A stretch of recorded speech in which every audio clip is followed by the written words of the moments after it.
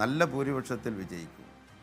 മണ്ഡലം ഒരു അട്ടിമറി വിജയം, കേരളത്തിലെ രാഷ്ട്രീയ നിലപാടുകളെ മുഴുവനും മാറ്റിമറിക്കുന്ന ഒരു അട്ടിമറി വിജയം പൊന്നാനിയിൽ ഉണ്ടാവും എന്ന പ്രതീക്ഷയിൽ തന്നെയാണ് മുമ്പോട്ട് പോകുന്നത്. പക്ഷേ കെ എസ് ഹംസ, താങ്കൾ ഉയർത്താൻ ഉദ്ദേശിച്ച ഏറ്റവും പ്രധാനപ്പെട്ട കാര്യം വൈകാരികമായി മുസ്ലിം ലീഗുകാരെ കൂടി തങ്ങളോടൊപ്പം കൊണ്ടുവരിക, അല്ലെങ്കിൽ സമസ്ത വിഭാഗത്തെ പൂർണ്ണമായും തന്നിലോട് അടുപ്പിക്കുക. അതിനു വേണ്ടിയിട്ടാണ് ഹൈദരലി തങ്ങൾ ED ചോദ്യം ചെയ്ത് കഴിഞ്ഞതിന് ശേഷം അദ്ദേഹം കിടക്കയിൽ നിന്ന് എഴുന്നേറ്റിട്ടില്ല.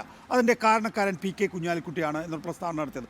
ഉമർ ഫൈസി മുഖം താങ്കളെ എൻഡോഴ്സ് ചെയ്യുകയും ചെയ്തു. അത് വളരെ ഗൗരവമായി പരിഗണിക്കേണ്ട വിഷയമാണ് എന്ന്.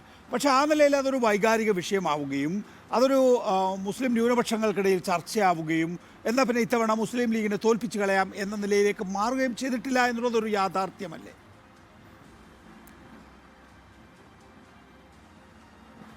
അത് നിങ്ങൾ ഉദ്ദേശിച്ച ഒരു റിസൾട്ടല്ല ഞാൻ അതിൽ ഉദ്ദേശിക്കുന്നത്. ഞാൻ 14 പരാതികളാണ് ലീഗ് നേതൃത്വത്തിന് മുന്നിൽ വെച്ചത്. കഴിഞ്ഞ 5 വർഷക്കാലം ഇന്ത്യയുടെ പാർലമെൻറ്റിൽ നിരവധികളായ കരിനിയമങ്ങൾ ചുട്ടെടുത്തപ്പോൾ ലീഗിൻ്റെ MP-മാർ എന്തെടുക്കുകയായിരുന്നു അവിടെ എന്ന ചോദ്യത്തിൻ്റെ ഉത്തരമാണ് ഈ തെരഞ്ഞെടുപ്പ് എന്നാണ് ഞാൻ പറഞ്ഞത്.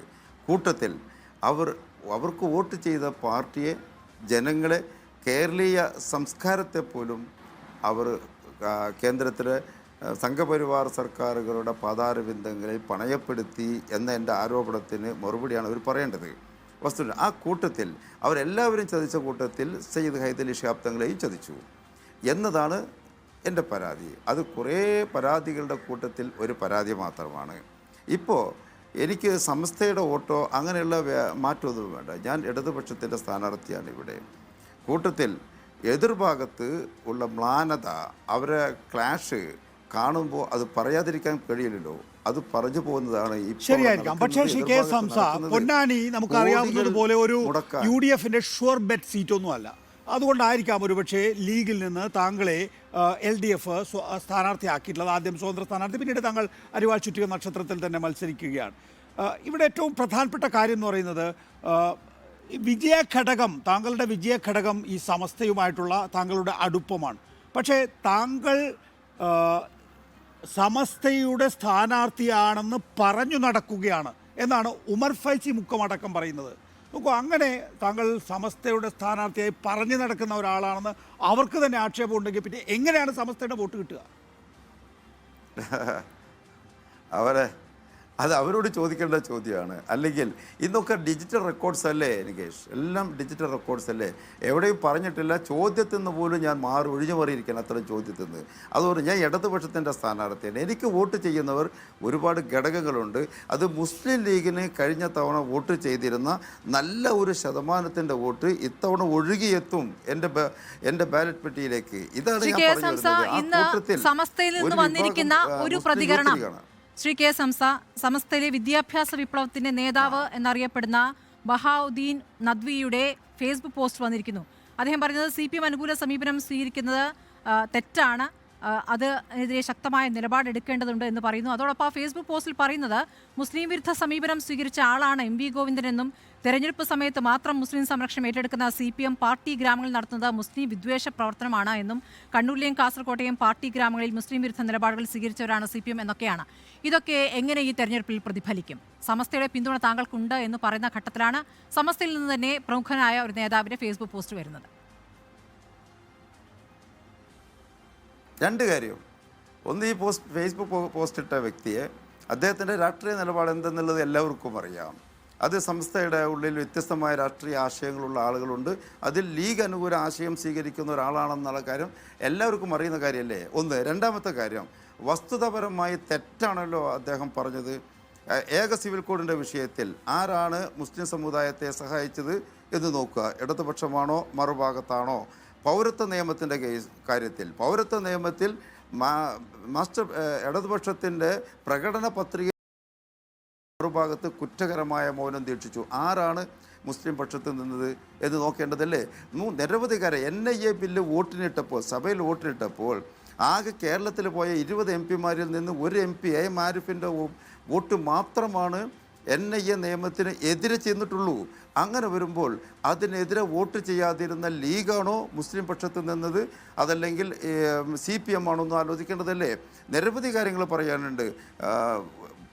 മറ്റേ ഗസ വിഷയത്തിൽ, അതുപോലെ ഒരു നിരവധി കാര്യങ്ങൾ, കാശ്മീർ ആ വിഷയങ്ങളിൽ ഏറ്റവും പ്രധാനപ്പെട്ടത് ഈ തെരഞ്ഞെടുപ്പ് ഏറ്റവും പ്രധാനപ്പെട്ടത് താങ്കൾ നേരത്തെ മെൻഷൻ ചെയ്തു പോയതേ ഉള്ളൂ. അങ്ങനെ മെൻഷൻ ചെയ്തു പോയാൽ പോരാ. CAA പൗരത്വ ഭേദഗതി നിയമം, അതിൽ ലീഗ് എന്തുകൊണ്ടാണ് ചോദിക്കാതെ പോയത്? താങ്കൾ മുൻപൊരു ലീഗുകാരനായിരുന്നല്ലോ. ലീഗ് ചോദിക്കേണ്ടേ? കോൺഗ്രസിന്റെ പ്രകടന പത്രിക വരുമ്പോൾ CAA എവിടെയെന്ന്, ഏറ്റവും കൂടുതൽ ന്യൂനപക്ഷത്തെ ബാധിക്കുന്ന അങ്ങനെ ഒരു വിഷയം എടുത്ത് പ്രൊപ്പഗേറ്റ് ചെയ്യേണ്ടതിന് പകരം അതിൽ മൗനം പാലിക്കുകയാണ്. അത് വടക്കേ ഇന്ത്യയിലെ വോട്ട് ലക്ഷ്യമിട്ടുകൊണ്ട് ഇങ്ങനെയുള്ള ഒരു കണ്ണടക്കൽ നടത്തുന്ന ഒരു പാർട്ടിക്കൊപ്പം എങ്ങനെ നിൽക്കണമെന്ന ചോദ്യം ലീഗ് സ്വാഭാവികമായി ചോദിക്കേണ്ടതല്ലേ? അതിൽ നിന്ന് ലീഗ് മാറി നിൽക്കുന്നത് താങ്കൾക്കൊരു വോട്ട് വിഷയമാക്കിക്കൂടായിരുന്നു?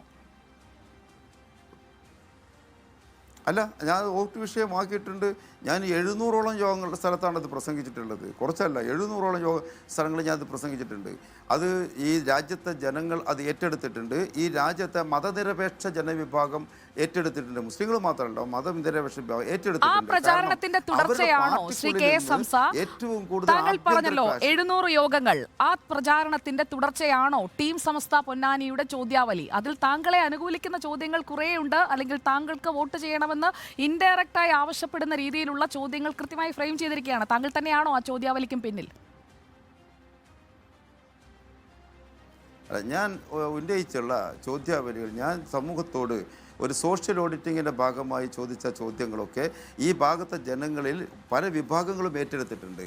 അതിൻ്റെ പ്രചോദനം ഉൾക്കൊണ്ടുകൊണ്ട് ആർക്ക് വേണമെങ്കിലും പുതിയ ചോദ്യങ്ങളും ചോദ്യാവലികളൊക്കെ ഉണ്ടാക്കാം. എൻ്റെ വിഷയം അവിടെയല്ല.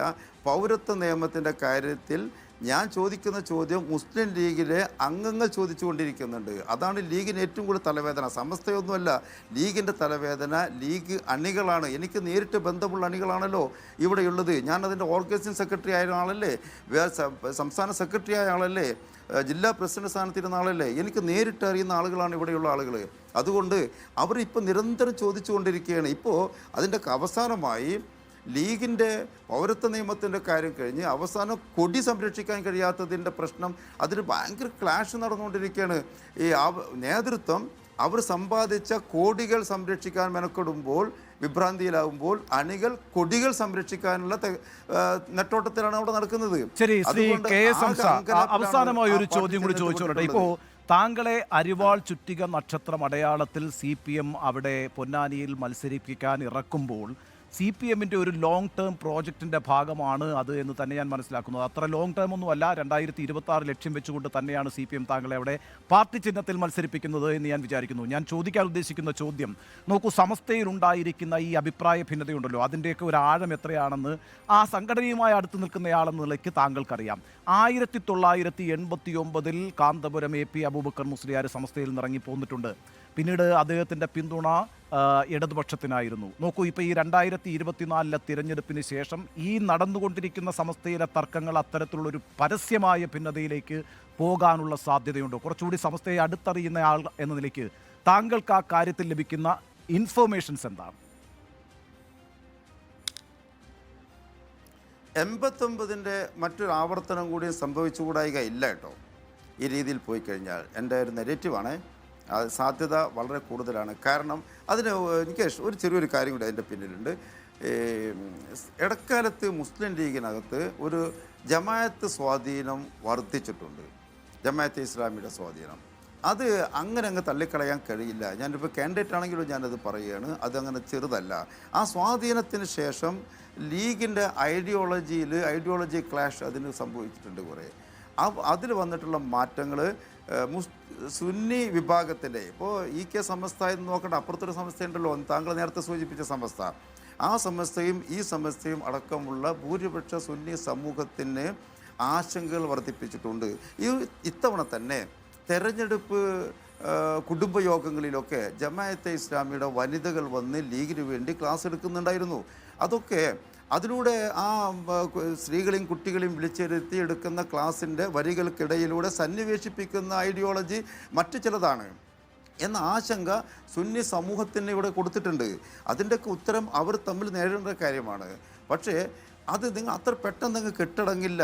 ഈ വിഷയം വളരെ ഗൗരവമുള്ളതാണ്. മുസ്ലിം ലീഗ് തിരുത്തിയാൽ നന്നായി. തിരുത്തണമെന്നാണ് എൻ്റെ ഇപ്പോഴും അഭിപ്രായം. കാരണം ലീഗ് തകരണമെന്ന് ഞാൻ ആഗ്രഹിക്കുന്നില്ല നികേഷ്. അതുകൊണ്ട് തന്നെ തകരാതിരിക്കണമെങ്കിൽ അവർ തിരുത്തണം. ഈ തെരഞ്ഞെടുപ്പ് അവർക്ക് ഒരു ഐ ഓപ്പണർ ആയി തീരും എന്ന കാര്യത്തിൽ ഒരു സംശയവുമില്ല. അങ്ങനെയാക്കാനാണ് ലീഗിന് വോട്ട് ചെയ്തിരുന്ന, പരമ്പരാഗതമായി മുസ്ലിം ലീഗിന് വോട്ട് ചെയ്തിരുന്ന ആളുകൾ തിരിച്ച് ചിന്തിക്കുന്നത്. അതുകൊണ്ടാണ്. Okay, thank you Shri K S Hamsa. വിജയാശംസകൾ. ഒരു വലിയ വിപ്ലവം കുറിക്കാൻ കഴിയും എന്ന പ്രതീക്ഷയോടെയാണ് അദ്ദേഹം മത്സര രംഗത്തെ എല്ലാ ആശംസകളും നമുക്കൊപ്പം